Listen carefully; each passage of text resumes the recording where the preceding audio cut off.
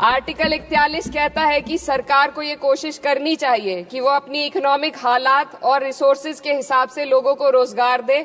इस बजट ने बेरोजगारी दूर करने की दिशा में कोई ठोस उपाय नहीं दिया है। सिद्धराज चौधरी प्लीज। धन्यवाद सभापति महोदय। आज मैं यूनियन बजट 25-26 पर अपनी बात रखने के लिए खड़ी हूं। भारत के संविधान के आर्टिकल 38 भारत को एक वेलफेयर स्टेट के तौर पर पेश करता है और सरकार की जिम्मेदारी है कि बजट और उससे जुड़ी वेलफेयर स्कीम्स के जरिए इन आर्टिकल्स को हकीकत में लाया जाए।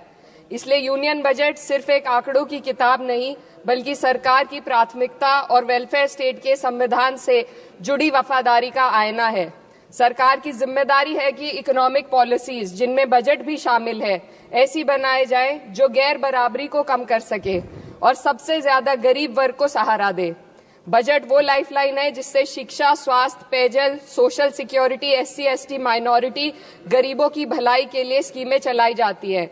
मगर ये बजट को देखकर महसूस होता है कि ये भविष्य के निर्माण से ज्यादा हेडलाइन बटोरने का एक दस्तावेज है।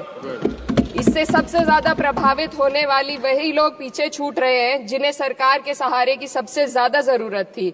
वो किसान जो बढ़ती लागत से परेशान हैं, वो नौजवान जो बेरोजगारी का सामना कर रहे हैं, और वो औरतें जो निजामती रुकावटों से जूझ रही हैं, और वो गरीब जो महंगाई के बोझ के तले दबे हुए हैं।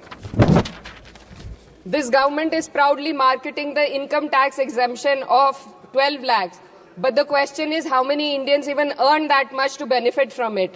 Only 2.2% of Indian population pays direct taxes, whereas no relief has been given in regards to indirect taxes, the burden of which falls on everyone, especially the poor and weaker section of the society.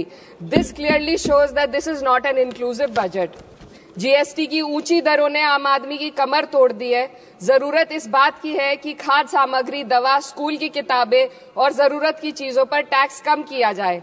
Petrol diesel पर tax कम करने की कोई कोशिश नहीं हुई, जिसका सीधा असर हर नागरिक पर पड़ता है।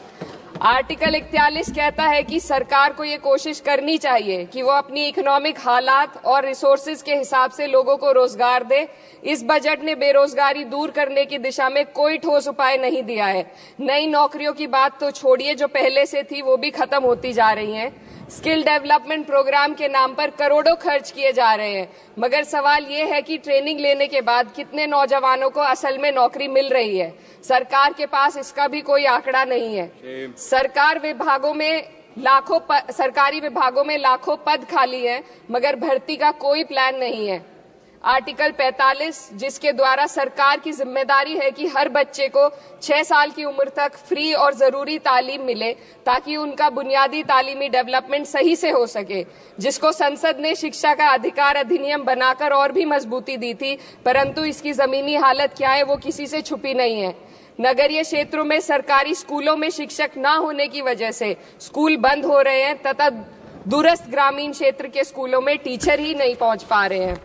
सरकार कह रही है कि डिजिटल इंडिया और AI से तालीम का इंतजाम होगा, मगर जरा जमीन पर देखिए, उत्तर प्रदेश में सिर्फ 22% सरकारी स्कूलों में कंप्यूटर है। मेरे संसदीय क्षेत्र कैराना में कई सरकारी स्कूल शिक्षक न होने की वजह से बंद हैं और मदरसा एजुकेशन के बजट में 57% की कटौती कर दी गई है। क्या यही सबका साथ सबका विकास है?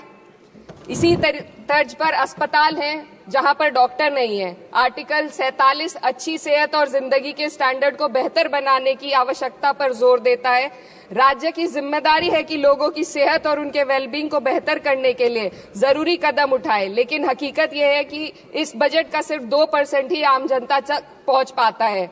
शामली जिले में 84 डॉक्टर की पोस्ट स्वीकृत है, मगर सिर्फ 29 डॉक्टर काम कर रहे हैं और गायनोकोलॉजिस्ट मात्र 1 है। दवाइयों की कीमतें बढ़ती जा रही हैं, मगर गरीबों के लिए कोई राहत नहीं है। सरकार ने महिलाओं के लिए बजट बढ़ाने का दावा किया, मगर 81% इसका बजट सिर्फ पोषण योजनाओं में डाला गया है। महिलाओं के रोजगार, उनके इकोनॉमिक इंडिपेंडेंस और सुरक्षा के लिए कोई ठोस योजना नहीं बनाई है। बेटी बचाओ बेटी पढ़ाओ का बजट घटा दिया गया, जिससे साफ है कि ये सिर्फ नारेबाजी थी और कुछ नहीं। किसानों की बदहाली हम सबके सामने है, लगातार चलती आ रही है। 2016 में कहा गया था कि 2022 तक किसानों की आमदनी दोगुनी होगी, मगर 2025 आ गया और एमएसपी पर कोई ठोस गारंटी आज भी दी नहीं गई है। गन्ना किसानों का बकाया अब तक नहीं मिल पा रहा है, और तो और उत्तर प्रदेश में अभी तक गन्ना मूल्य भी तय नहीं किया गया है। डीएपी, यूरिया और खाद की कमी से परेशान किसान आज भी सड़क पर प्रदर्शन कर रहे हैं। मजदूरों के लिए जो सबसे बड़ी योजना मनरेगा थी, सरकार कहती है कि मनरेगा ग्रामीण भारत की रीढ़ है, मगर बजट में कोई भी बढ़ोतरी नहीं मिलना बहुत शर्मसार है।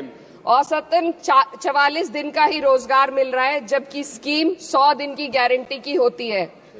भारतीय रेलवे देश के लोगों की जीवन रेखा है और इसी से यहाँ के लोगों की आर्थिक एवं सामाजिक जिंदगी चल रही है। देश के हर हिस्से को रेल कनेक्टिविटी से जोड़े जाना सरकार की कल्याणकारी नीति का हिस्सा है। मेरे संसदीय क्षेत्र कैराना के रेलवे से जुड़ी 2 मांगे लंबे समय से लंबित हैं। दिल्ली शामली सहारनपुर रेल लाइन का दोहरीकरण और पानीपत शामली मेरठ लाइन का सर्वे अति शीघ्र ही कराए जाने की बहुत पुरानी मांग को बजट में शामिल किया जाना चाहिए। देश भर में बिजली की दरें बेहद असमान हैं। उत्तर प्रदेश में ये दरें बहुत ज्यादा हैं। देश भर में एक समान बिजली दरें लागू करने का प्रावधान किया जाए। रिवैम्प योजना में हर घर तक बिजली पहुंचाने के लिए एलटी लाइन बनाने का प्रावधान भी जोड़ा जाए। कृषि उपकरणों व खाद डीएपी को जीएसटी से मुक्त किया जाए। किसानों की एमएसपी की मांग को पूरा करने के साथ साथ उत्तर प्रदेश के किसानों को गन्ना मूल्य निर्धारण पिछले वर्ष से बढ़ाकर किया जाना बेहद जरूरी है। जनपद शामली व मुजफ्फरनगर को एनसीआर में तो शामिल किया गया है, परंतु वहां पर कोई विकास नहीं हुआ तथा उसको कोई भी लाभ नहीं मिला है। वहां के लोग सिर्फ प्रदूषण के बाध्यकारी नियमों से परेशान हैं, इसलिए दोनों जनपदों को एनसीआर की सीमा से बाहर किया जाना चाहिए। मेरे संसदीय क्षेत्र में मैं कुछ चीजें बजट स्पीच में ऐड करना चाहती हूँ। एक, ट्रॉमा सेंटर और जिला अस्पताल के अपग्रेडेशन की भी मांग है। जनपद शामली और सहारनपुर में एक महिला डिग्री कॉलेज खोला जाए। कैराना में जस्ट कंक्लूडिंग, यमुना नदी के घाट पर सौंदर्य कार्य का भी कार्य जोड़ा जाए। जनपद शामली में टेक्सटाइल पार्क की स्थापना की जाए और जो संसद निधि है, सांसदों को केवल 5 करोड़ रुपए दिए जाते हैं और एमएलए, उत्तर प्रदेश के एमएलए को भी 5 करोड़ दिए जाते हैं। हमारी मांग है या तो इसे बढ़ाकर 25 करोड़ किया जाए या फिर सिरे से खारिज किया जाए। Sir, just one minute. The union budget was an opportunity to address the pressing... Sir, just 1 minute. Please, 2 more speakers are in your party. Sir, just pressing concern of India's citizen, rising unemployment, soaring inflation, crumbling public services and deepening rural distress.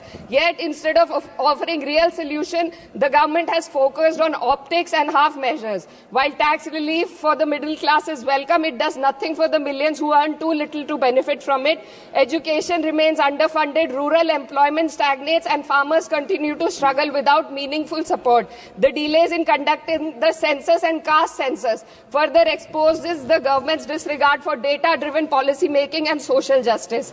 India needs a budget that prioritizes its people, not just its economic headlines, a budget that invests in human capital, strengthens social security and ensures dignity and stability for all. But what we have instead is another missed opportunity, one that fails the poor, the youth, the farmers and the women of this country. Budget प्रस्ताव पर अपने विरोध को मैं 2 पंक्तियों में आपके सामने रखना चाहूंगी।